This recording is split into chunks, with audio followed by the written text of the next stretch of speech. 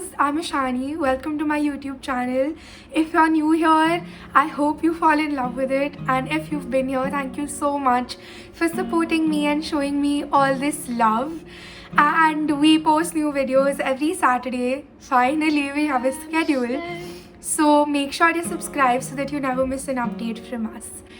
And today we're going to talk about how I maximize my productivity using my gadgets, which is a MacBook and my Apple iPhone. I have realized, especially in the past few months post-COVID, a lot of us have gotten very distracted. It's very easy to get distracted considering that there's so much going on in the world and sometimes you just need an escape. Today I'm going to show you how to use your gadgets as a way to inspire yourself, to use them as an outlet for your creativity, to make sure that they're the ones that you go to when you're feeling down and when you're feeling low. Without further ado, let me show you how I maximize productivity using my gadgets. Okay, so as you can see, my desktop is so beautifully my vision board, and I think the reason this helps me so much is because the second I open my laptop, I'm reminded of my why. And if you know me and you follow my Instagram, you know that the biggest tool for your productivity is finding your why. And the second that you have it staring in your face every time you open your laptop, there's no way that you can avoid work. So that's my vision board. All of my folders are labeled with affirmations instead of generally. I'm smart and capable, I'm worthy, I'm enough, I'm creative is where I do my writing. I was born to write is also where I do my writing. I'm creating my dream life and I'm successful for my YouTube and for my content creating. And another app that I have for sure on my desktop is Pinterest, because it's one technical social media app that I can actually scroll through without feeling guilty or feeling bad about myself. And Pinterest is also home to all of my vision boards. It's home to everything that inspires me, and I have so many different boards for it. So when I go on my Pinterest, even if it's just my home, I have so many boards. I have my future, I have self-help, self-care, home, happy. And just scrolling through these boards when I'm feeling low gives me that surge of motivation to take the day on. Then I have my dashboard. I don't know what this is called, but it's the coolest feature of having a Mac. The reason I love it so much is because it's like a tiny place for me to take notes. It's like a mini journal inside my MacBook. Every time I have a new moral or a value or a tradition I want to have when I grow up, I jot it down here. I also have a list of books that I want to read and a list of books that I loved but I don't really own. I read through libraries of friends. The same way I have a dictionary and a calculator, the basics that you have on your iPhone.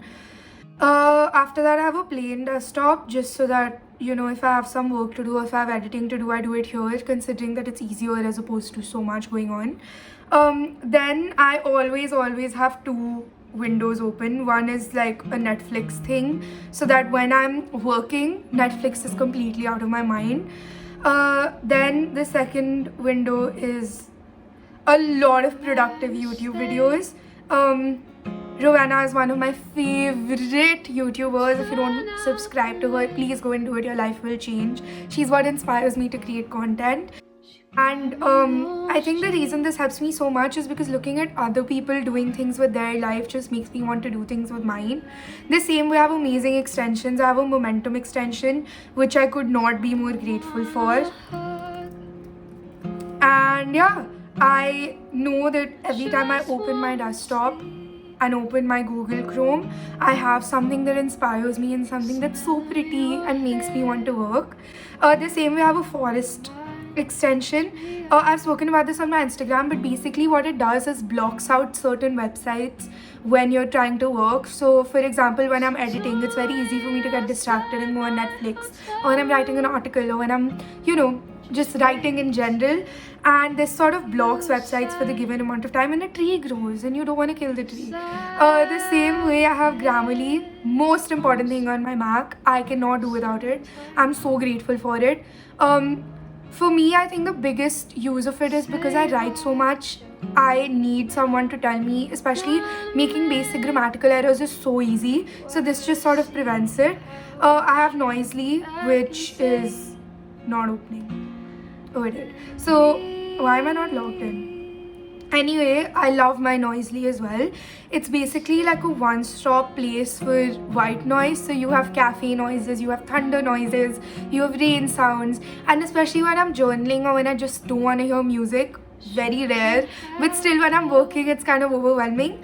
So that's why Noisely. I think with my Mac, the one thing I'm really grateful for is the fact that it's so minimalistic.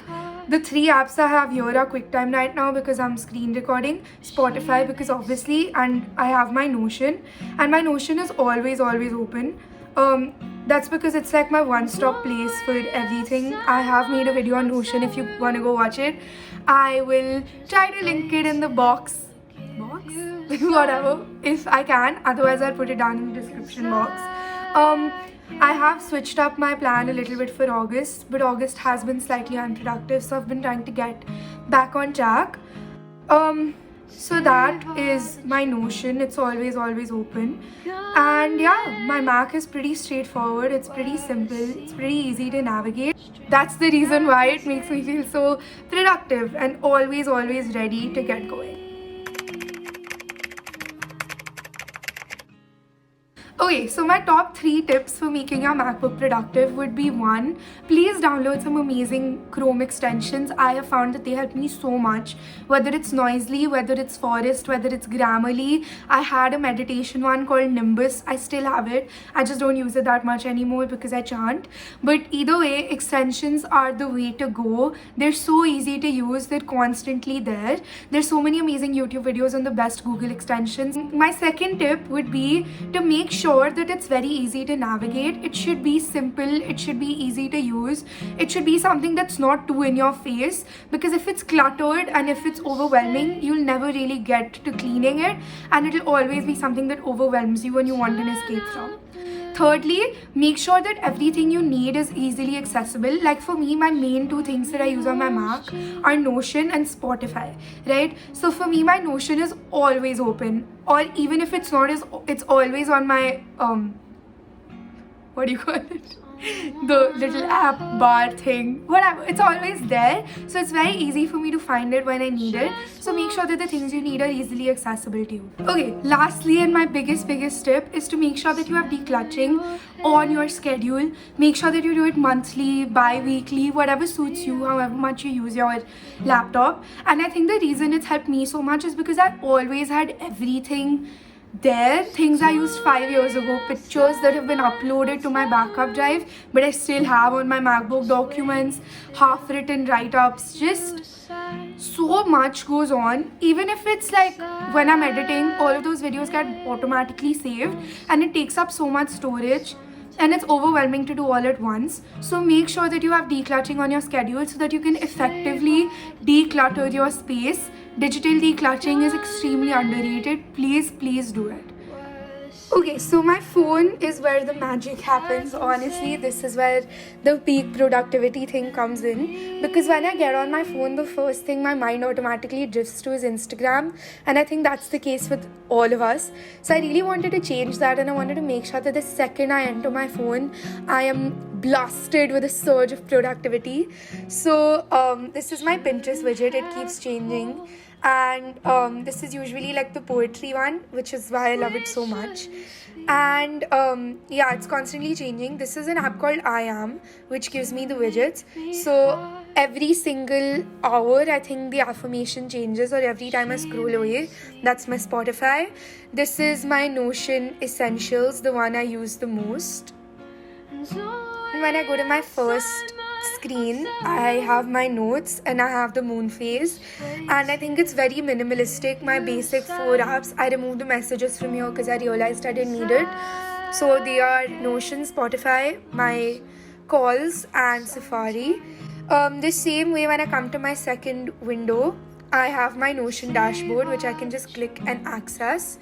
The reason I love widgets so much are because they give me an insight into what I really need to see. The same way, I have a different Pinterest board here. And I love it so much because it's so positive and motivating. Pinterest is one of my highlighted apps. Like I have on my desktop, I also have affirmation labeled folders, and I love them so much because you can see what applications are inside it, but just constantly reading it, even if it's subconsciously, is so important to me. So those are my affirmation labeled folders. I obviously have a my calendar for period tracking. I think that's essential. Please, everyone should have it. I've always had breathwork, but I realized that I should put it as an app that's in my foreground so that I can constantly remember to access it.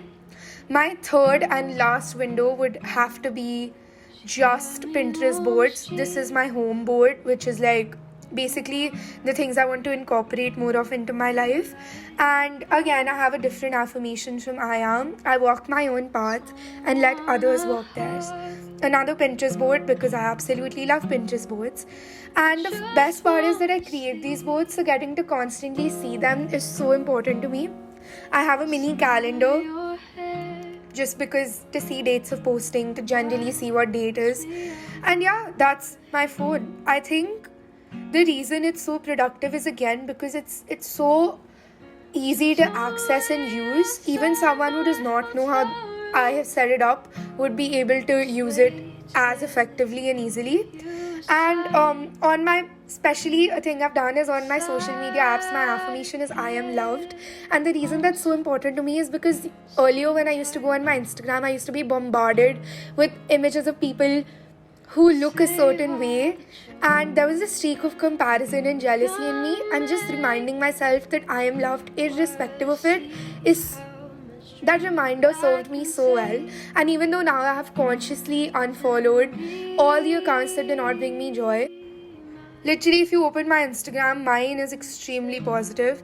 Even if you go on my explore page, I just have threads. Don't minimize yourself with these statements. How to be productive.